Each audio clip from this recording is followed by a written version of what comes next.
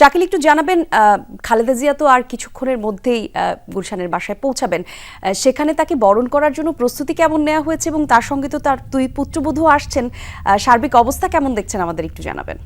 ধন্যবাদ কলি। এরই মধ্যে ফিরোজা পুরোপুরি প্রস্তুত করা হয়েছে। গত কয়েকদিন ধরে বিএনপি চেয়ারপারসন আসবেন, সেই কারণে বাড়ি পরিষ্কার পরিচ্ছন্নতার কাজ সম্পূর্ণ করা হয়েছে এবং সেই সঙ্গে তার ছোট ছেলে অর্থাৎ আরাফাত রহমান কোকুর স্ত্রী শামিলা রহমান তিনিও ফিরোজা উঠবেন এবং খালেদা জিয়া এবং তার ছেলের বউ যেহেতু এখানে উঠবেন, ফলে সব ধরনের প্রস্তুতি এর মধ্যে সম্পন্ন করা হয়েছে। যদিও তারেক রহমানের স্ত্রী যিনি ডাক্তার জুবাইদা রহমান, তিনি সরাসরি তার বাসাতে আজকে রাতে এখানে অবস্থান করবেন।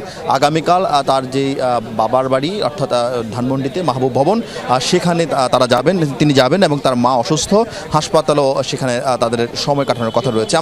আমরা দেখছি যে একে একে আসলে বিএনপির সিনিয়র নেতৃবৃন্দ আসছেন এবং তারা কথা বলছেন গণমাধ্যমের সঙ্গে। আমরা একটু কথা বলতে চাই, বিএনপির ভাইস চেয়ারম্যান আহমেদ আজম খান আমাদের সঙ্গে আছেন, একটু তার সঙ্গে একটু কথা। বাংলাদেশে ফিরছেন, তার বাংলাদেশে ডক্টর জুবাইদার রহমানের বাংলাদেশে ফেরাটাও কিন্তু বাংলাদেশের নেতাকর্মীদের কাছে, বিএনপির নেতাকর্মীদের কাছে, বাংলাদেশের মানুষের কাছে অনেক আনন্দের সংবাদ।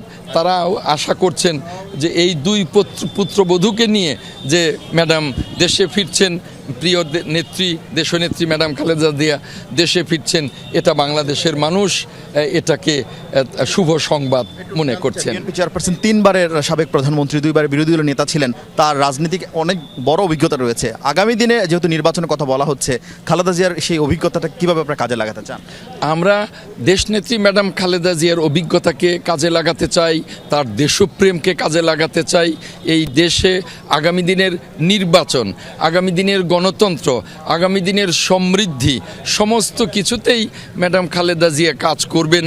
যদিও তিনি আগের মতো হয়তো মাঠে আসবেন না স্বাস্থ্যগত কারণে, কিন্তু এখন তো আপনাদের কল্যাণেই, মিডিয়ার কল্যাণেই এখন অনলাইনে সমস্ত কাজই করা যায়, সেদিক থেকেও ম্যাডাম কাজ করবেন।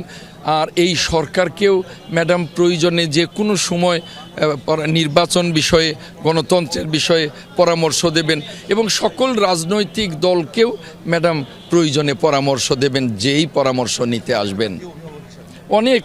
অনেকটা না, এখন ম্যাডাম জাতির অভিভাবক, জাতির মুরব্বী, এটা ম্যাডাম তিলে তিলে নিজেকে এই জায়গাটায় নিয়ে এসছেন এবং ম্যাডাম সেটা প্রমাণ করে দিয়েছেন। বলছিলেন BNP vice chairman Ahmed Azam Khan. এবং বাংলাদেশে তারা বিএনপির পক্ষ থেকে বলা হচ্ছে, বিএনপি চেয়ারপারসন এখন বাংলাদেশের গণতন্ত্রের এক ধরনের প্রতীক হিসেবে তারা আখ্যায়িত করছেন এবং বলছেন সব মানুষের সমষ্টিগত যে তথ্য বা বক্তব্য বিএনপি চেয়ারপারসন সেটি দিবেন আগামী দিনে, এবং সেই সঙ্গে জাতীয় মুরব্বী হিসাবে তাকে আখ্যায়িত করা হচ্ছে।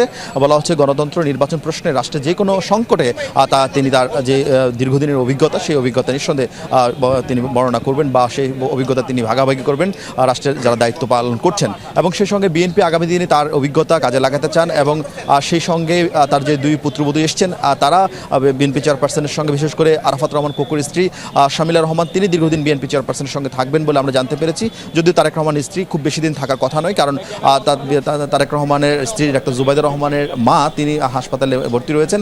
বিশেষ করে তার মায়ের পাশেই তিনি বেশি সময় থাকবেন বলে আমরা জানতে পেরেছি। অনেক ধন্যবাদ আপনাকে আরেফিন।